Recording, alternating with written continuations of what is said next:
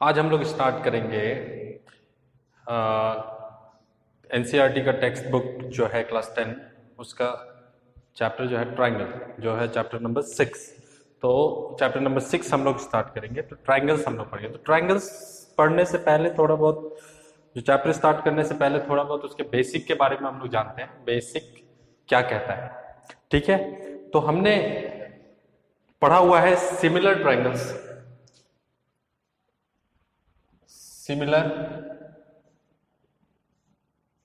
Triangles similar triangles मैं एक बार और आपको बता दूं कि सिमिलर ट्राइंगल्स क्या होता है। तो सिमिलर ट्राइंगल होता है अगर दो ट्राइंगल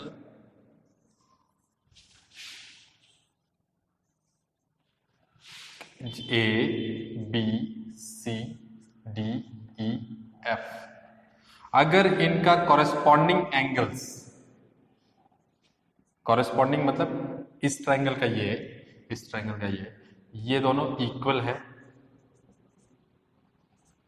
ठीक है। Angle B is equal to angle E है और angle C is equal to angle F है। अगर ये कंडीशन ये फॉलो कर रहे हैं ट्राइंगल तो इनको आपस में आप सिमिलर बोलेंगे।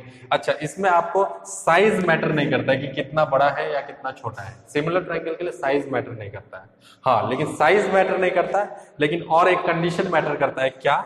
और वो कंडीशन है कि ये जो साइड है वो सेम रेशियो में होना चाहिए। इक्वल नहीं होना चाहिए लेकिन सेम रेशियो में जरूर होना चाहिए। इसका मतलब इक्वल नहीं समझना, ठीक है। इसका मतलब है सेम रेशियो में होने का मतलब क्या है कि अगर आप इस साइड से इस साइड को डिवाइड करोगे तो जो आंसर आएगा वही आंसर इस साइड को इस साइड से डिवाइड करने पे आएगा, ठीक है। या फिर इस साइड से इस साइड को डिवाइड करने पे आएगा। इसको बोलते हैं हम लोग इक्वल इन रेशियो, ठीक है। Equal in ratio equal in ratio side का corresponding sides are equal in ratio, ठीक है। तो ये आप समझ गए कि सिमिलर ट्राइंगल का कंडीशन क्या है। तीन कंडीशन ये है कि साइड्स जो है वो रेशियो में इक्वल होना चाहिए और दूसरा चीज कि जो एंगल है कॉरेस्पॉन्डिंग एंगल है वो भी इक्वल होना चाहिए। तो इस एक्सरसाइज को समझने के लिए यही चीज हम समझेंगे। तो पहला थ्योरम हमें इसमें देखना है। तो फर्स्ट थ्योरम आपको इसमें क्या कहता है? पहला थ्योरम कहता है in a triangle a line drawn parallel to one side to intersect the other two side in distinct point divides the two sides in same ratio. Theorem को मैं एक बार एक्सप्लेन करता हूं।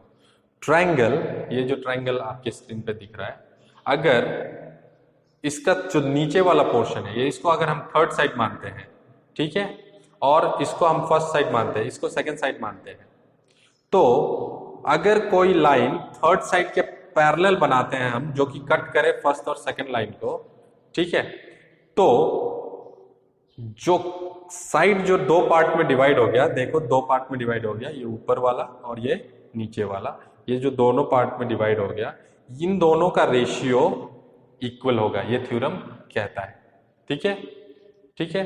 तो यहां पे अगर हम ऊपर का पॉइंट ए मानते हैं, ये बी मानते हैं और ये सी मानते हैं और ये डी मानते हैं और ई मानते हैं, तो A D by D B is equal to A E by E C, ये आपका थ्योरम है, ठीक है। तो इसको आपको समझना है, ठीक है। अब है कि ये अगर ए है, ये बी है, ये सी है और ये डी है और ये ई है, ठीक है। अगर कोई लाइन थर्ड लाइन के पैरेलल कट करता है दूसरे दो लाइन को, ठीक है, तो AD और DB का जो रेशियो होगा वो इक्वल होगा AE और EC का, ठीक है। इसका मतलब AD by DB is equal to AE by EC, ये थ्योरम कह रहा है, ठीक है। थ्योरम क्या कह रहा है? ठीक है, AD बाई DB और AE बाई EC। कब? ये कब होगा? जब ये लाइन तीसरे लाइन के पैरेलल होना चाहिए, ठीक है, तभी हो सकता है, अदरवाइज नहीं होगा, ठीक है। तो रेशियो सेम रेशियो में है, सेम रेशियो में, ठीक है।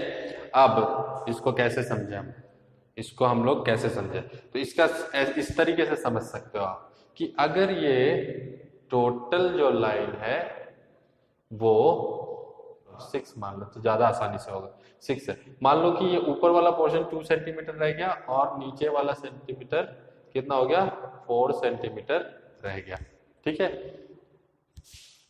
ठीक है, तो इन दोनों का डिवीजन जितना होगा 2/4, ये कितना आता है 1/2, 1/2, ये 1/2 आता है। तो इधर जो दो ये जो कट के दो पोर्शन मिला है, इसका भी जो रेशियो आएगा वो 1/2 ही आना चाहिए थ्योरम के हिसाब से, ठीक है। तो थ्योरम के हिसाब से 1/2 ही आना चाहिए। तो इसका मतलब अगर मैं बता दूं कि ये साइड अगर 3 है तो ये कितना आएगा, आप समझ लो, ये 2 था तो ये 4 हुआ, ठीक है। तो रेशियो कितना है 1/2।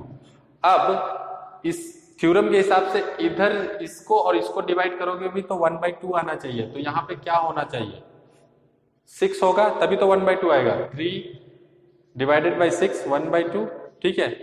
तो ये इस तरीके से आपका बन रहा है। ये जो अभी एग्जाम्पल मैंने बताया आपको, इसी के ऊपर आपका एक्सरसाइज भी है, ठीक है। रेशियो तो 2 4 पता था, मैंने 3 6 निकाल दिया, ठीक है। अब एक्सरसाइज के क्वेश्चन कर लो। सबसे पहले तो टेक्स्ट बुक का जो 6.1 है उसमें जस्ट आपको आंसर ये करना है, फिल इन द ब्लैंक्स है, तो वो मैं नहीं करा रहा। 6.2 में डायरेक्ट स्टार्ट कर रहा हूँ, ठीक है। 6.2 स्टार्ट कर रहा हूँ टेक्स्ट बुक का। तो टेक्स्ट बुक का 6.2 आप कर रही है। जो पहला क्वेश्चन है जो अभी मैंने एग्जाम्पल बताया आपको, सेम उसी तरीके का है, ठीक है। तो अब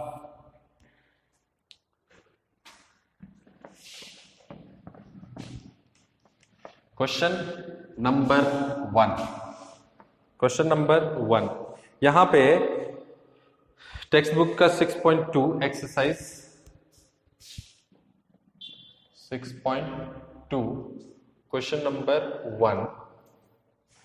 फिगर को देख के बताइए, फिगर में DE is parallel to BC, DE is parallel to BC। First figure जो है वो आपको कुछ इस तरीके से दिखेगा, ये है D और ये है E।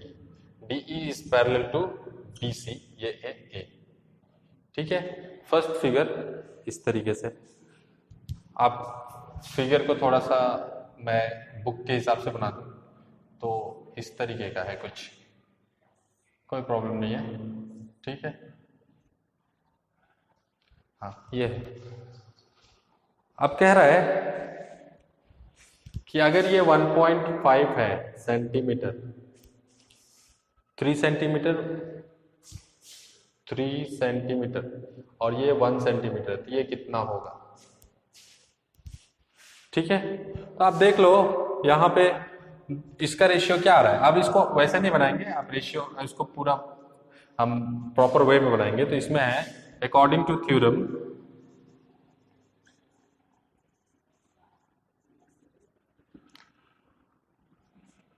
AD is parallel to, theorem को पूरा आप एक्सप्लेन करोगे। क्या थ्योरम है, थ्योरम जो है कि अगर एक पैरेलल लाइन, थर्ड साइड के पैरेलल लाइन अगर दो साइड को कट करता है तो जो कॉरेस्पॉन्डिंग साइड का रेशियो है वो इक्वल आएगा। ये आपको लिखना है कॉरेस्पॉन्डिंग, ठीक है। थ्योरम को आप पूरा लिखेंगे और उसके बाद AD is equal to DB is equal to AE is equal to EC। या AD पुट करो 1.5 और यहाँ 3 है, AE पुट करो 1 और EC कितना आएगा, इसको तो निकालना ही हमें। EC क्रॉस मल्टीप्लाई कर देंगे, आराम से आ जाएगा, ठीक है। क्रॉस मल्टीप्लाई करेंगे तो ये 1.5 into EC is equal to 1 into 3। अब EC इज इक्वल टू ये 1.5 इसके इधर जाएगा तो 1 इंटू 3 3 हो गया, ये 1.5 डिवाइड हो गया, 1.5 डिवाइड हो गया कितना आ रहा है 2। ठीक है, तो ये साइड कितना आ गया 2 सेंटीमीटर। इस तरीके से लिखेंगे। ठीक है, थ्योरम को आपको पूरा लिखना है। हाँ, अब इसको हम लोग जो या फिर आप इसको अकॉर्डिंग टू थ्योरम या फिर आप इसको बाय प्रोपोर्शनलिटी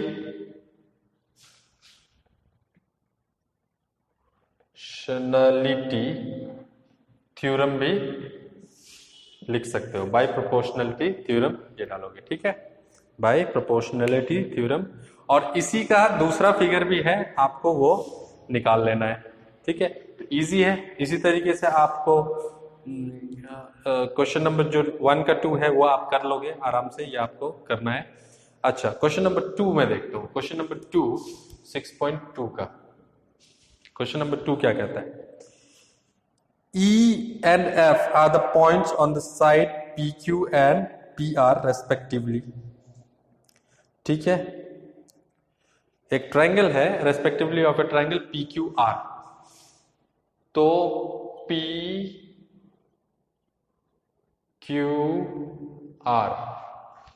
ठीक है, ये एक ट्रायंगल है। इसमें से E और F जो है PQ और PR का साइड पे है। PQ, E और F। इसको E बना लेता हूं, इसको F बना लेता हूं। ठीक है, इस तरीके से। अब for each of the following case state whether EF is parallel to QR। EF यहाँ पे बताया नहीं हुआ है कि EF पैरेलल है इसके। ठीक है, आपको फाइंड करना है। आप नीचे कंडीशन कुछ कुछ दिया हुआ है, उस कंडीशन के अकॉर्डिंग आप फाइंड करोगे कि EF पैरेलल है कि नहीं है QR के। पहला कंडीशन क्या है? पहला कंडीशन दिया हुआ है 1, कंडीशन नंबर 1, PE अगर PE is equal to 3.9, EQ is equal to 3, EQ is equal to 3। ठीक है, PF is equal to 3.6 centimetres में है सारे, मैं सेंटीमीटर्स नहीं लिख रहा हूं, आप देख लेना। And FR is equal to 2.4 centimetre. इतना कुछ दिया हुआ है। चारों जो डिवीजन है इसका वैल्यू दे दिया हुआ है। तो पहला कंडीशन के हिसाब से PE कितना है 3.9 है, फिर EQ कितना है 3 है, फिर PF कितना है 3.6 है, और ये कितना है 2.4 है। अब आप इनका रेशियो निकाल के देखो, दोनों का रेशियो सेम आ रहा है क्या? अगर आ रहा है तो पैरेलल होगा, नहीं आ रहा है तो पैरेलल नहीं होगा। ठीक है, तो रेशियो, क्योंकि कंडीशन क्या कहता है, पैरेलल, ये पैरेलल होता है तभी तो ये इसका रेशियो इक्वल आएगा। अगर रेशियो इक्वल नहीं आ रहा है इसका मतलब ये पैरेलल नहीं है। ठीक है, तो आपको पूछा ही क्वेश्चन में ये है कि पैरेलल है या नहीं है, आपको बताना है इस कंडीशन के हिसाब से। इस कंडीशन के हिसाब से पैरेलल है या नहीं है बताना है। तो हम क्या करेंगे, PE बाई, अभी नहीं करेंगे, अभी पहले रेशियो निकाल के देखते हैं। PE बाय PQ कितना आ रहा है देखो, तो 3.9 डिवाइडेड बाई 3, रेशियो आएगा 1.3 बाय 1। देखो ये 3 से डिवाइड होगा तो 1.3 आएगा, और ये 1। अब अगर इतना ही इन दोनों को भी डिवाइड करके आ जाता है तो इसका मतलब कि रेशियो इक्वल है, और if ratios are equal then this line is parallel to third side. ठीक है, तो रेशियो क्या है, PF by FR is equal to 3.6 by 2.4। ठीक है, दोनों 2 से डिवाइड हो सकता है, मैं करके देखता हूं। 1.8 और ये आ गया 1.2, और फर्दर डिवाइड होगा तो ये आ जाएगा 0.9, और ये आ जाएगा 0.2 से हो गया 0.6, फर्दर और डिवाइड होगा तो 0.3, और ये 0.2। रेशियो सेम नहीं है। ठीक है, इसका रेशियो आ रहा है 3/2, डेसिमल कैंसिल कर दोगे तो क्या आएगा 3/2, और इसका रेशियो आ रहा है 1.3। इसका मतलब इस कंडीशन के हिसाब से, EF, hence EF is not parallel to QR according to this condition. फिर इसी तरीके से आप सेकंड कंडीशन भी है, थर्ड कंडीशन भी है क्वेश्चन नंबर 2 में ही, उसको भी आप देख सकते हो, खुद से आप ट्राई करो इसी तरीके से। अगर रेशियो इक्वल आ रहा है तो पैरेलल होगा, नहीं आ रहा है तो नहीं होगा। ठीक है, चलो क्वेश्चन नंबर 3 पे चलते हैं। क्वेश्चन नंबर 3 पे चलते हैं।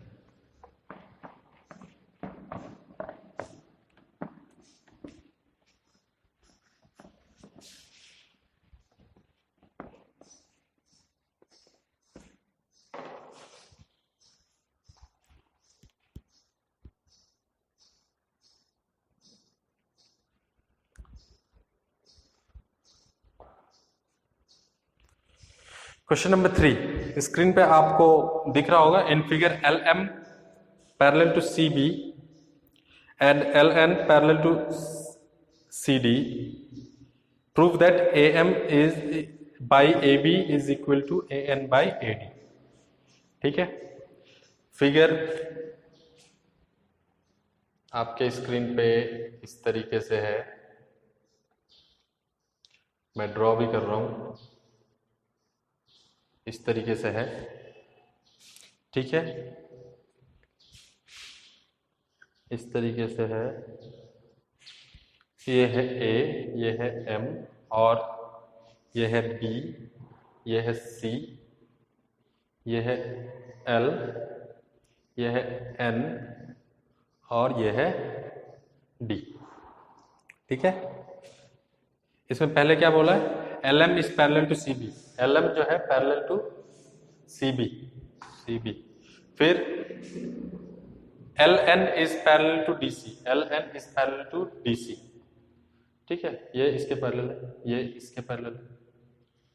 तो इस अकॉर्डिंग में आप देखो, इस अगर आप सिर्फ इस ट्रायंगल को देखते हो, सिर्फ ऊपर वाला ट्रायंगल, कौन? ABC को देखते हो, ABC में देख रहे हो कि ये थर्ड साइड के पैरेलल है ये, तो इसका मतलब इसका, इसका और इसका और इसका रेशियो इक्वल होगा।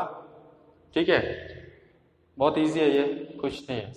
Question number 3। ठीक है, आपको प्रूफ क्या करना है? To prove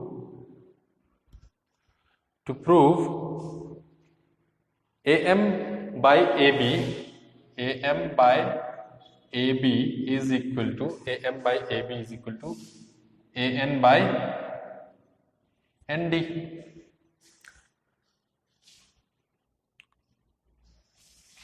AN by AD है, AN by AN by AD है, सॉरी, AN by AD। ठीक है,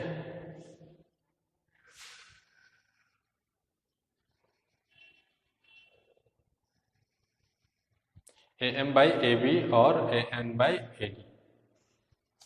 ठीक है,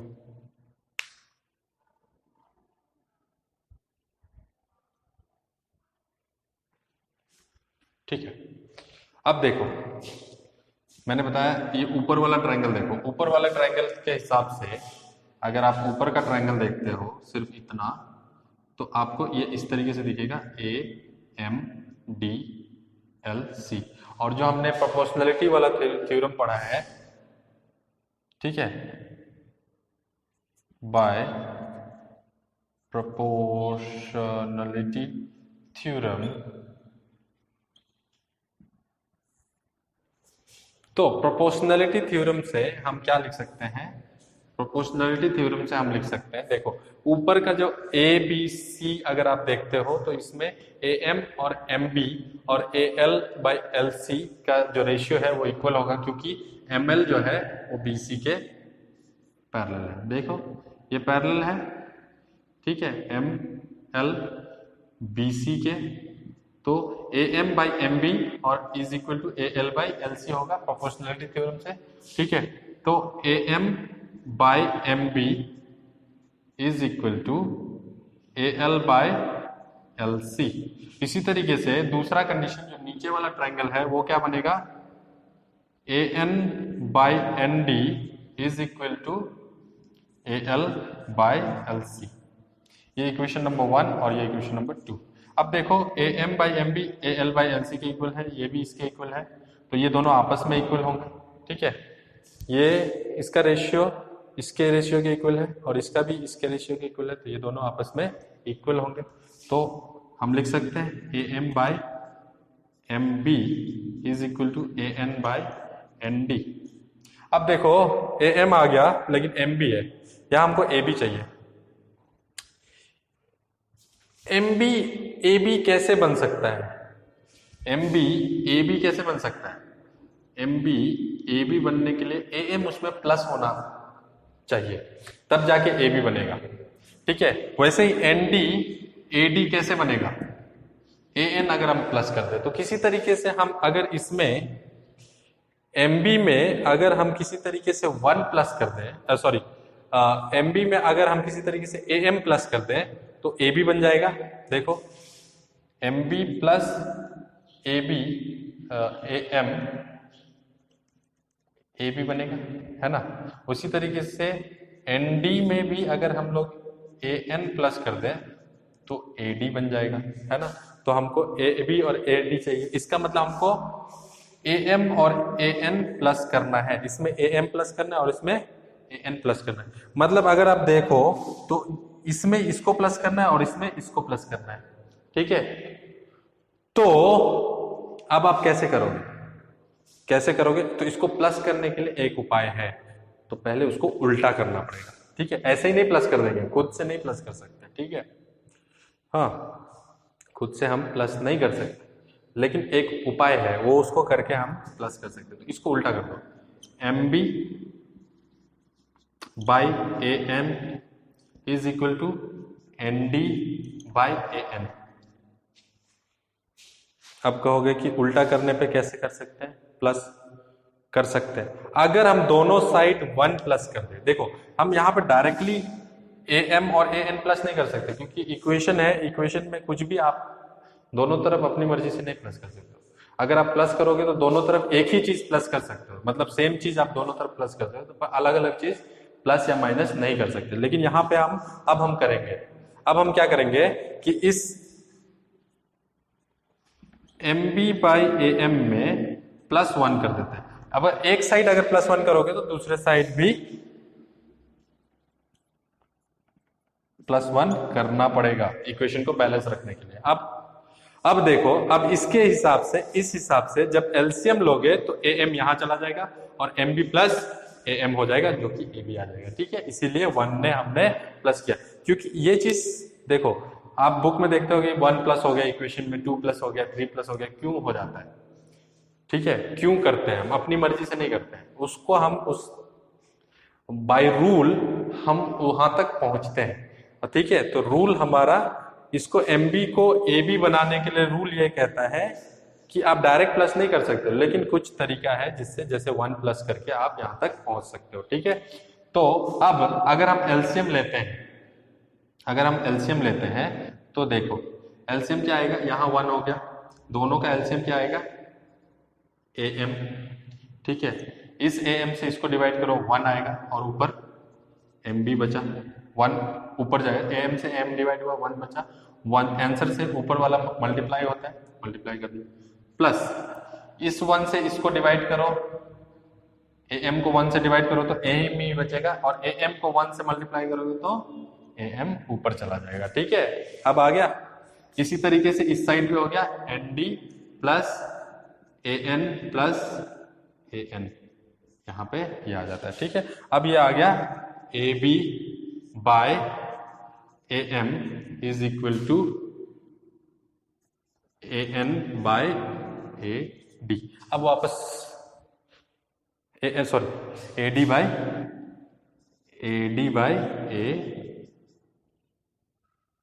ए एन। ठीक है, ठीक है, तो ये और ये सेम आ रहा है क्या? हाँ आ रहा है, इसको फिर से वापस रिवर्स कर लो। ठीक है, रिवर्स कर लेते हैं तो A M by A B is equal to A N by A D. सब चीज करने का एक नियम होता है, वो नियम आप टाइम टू टाइम सीखोगे। ठीक है, इस तरीके से। तो यहाँ पे ये हो गया प्रूव्ड। ठीक है, तो आज के लिए हम इतना ही रहने देते हैं, बाकी जो है नेक्स्ट क्लास में हम करेंगे। ठीक है, आज इतना ही, थैंक यू।